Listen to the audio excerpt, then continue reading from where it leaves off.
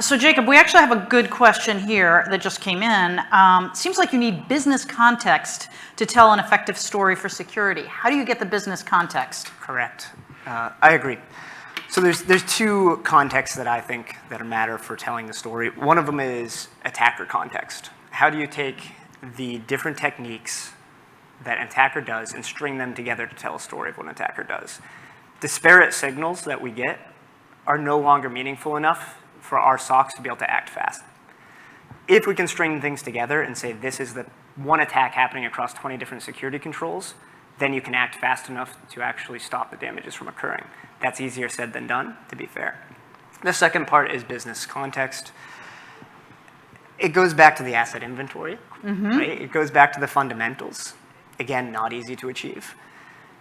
If we have a good way to document how our businesses are building the technologies they are, what systems are related to those technologies, we can then make a better decision of what's happening.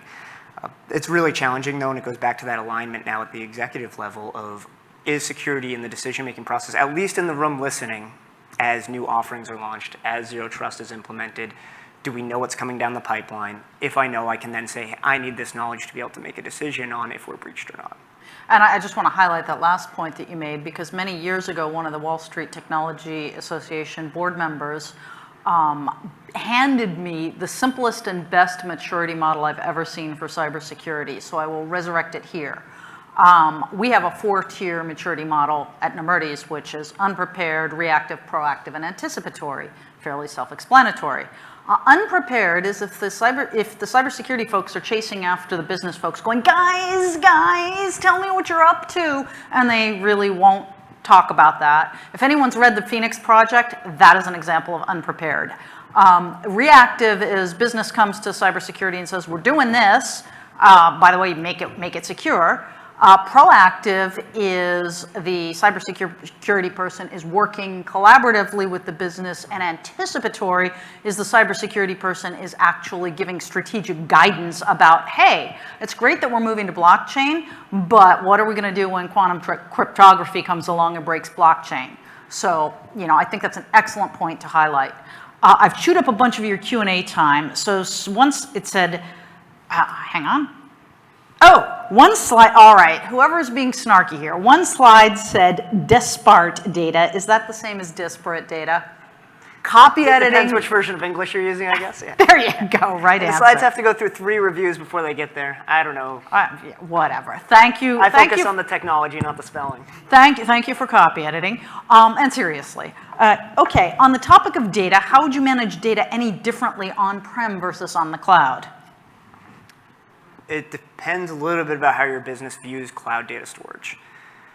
I don't think there's a choice anymore. The cheapest data storage is cloud-based data storage. At the end of the day, shipping it off to whatever data warehouse or data lake from Amazon, Google, Microsoft, whoever your vendor of choice is at the end of the day is going to get you the best value for your dollar you're spending on it, especially when we're increasing it.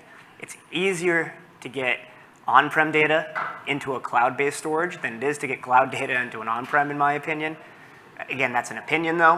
Which is actually very worrisome, because someday when you're on the cloud, you will need to go off that particular cloud, and that's a little disturbing, but yes. Agreed. So I don't think it's something we solved well, though, to be fair. No. I don't think it's really I don't have a great answer for that. Great response. Another question is, if you have to select certain data sources that are highest value, what would you select? Yeah, this is something, if the person who asked the question wants to contact me separately, I actually have a list of that. There's 2 that matter to me the most right now. It's identity data, endpoint data. I find that you can get coverage across using the MITRE ATT&CK framework, for those that are familiar with it, which documents all the ways attackers operate. I find I can get somewhere between 80 and 90% coverage, guessing, by taking those 2 data sources in for the attack techniques that actors are actively using now. That glosses over a few other things, but those are the 2 most important. Okay. I guess since we have another minute and very short, how would you propose people start transitioning from the old model to the new? Yeah, I think, 1, it's a conversation about what is our data strategy in security operations. Right, that's have a data strategy in SecOps, probably a good first step. Make a decision on how you use SIM too. I think that's the starting point. So I had the last slide that I didn't really get to get through right now has 4 different technology categories in the security. SIM, EDR, MDR, MSSPs. These are on a collision because these were all the places we sent data, asked someone to make a decision, so the SIM makes a decision, our MSSP makes a decision, and then sends it back to us for conclusion. At the end of the day, what we're finding is most of those are just generating more noise than the value we're getting. So we have to start over a little bit, and that's what XDR is an undefined category of technology, to be fair right now, and every single vendor, including myself, will tell you what we think it means.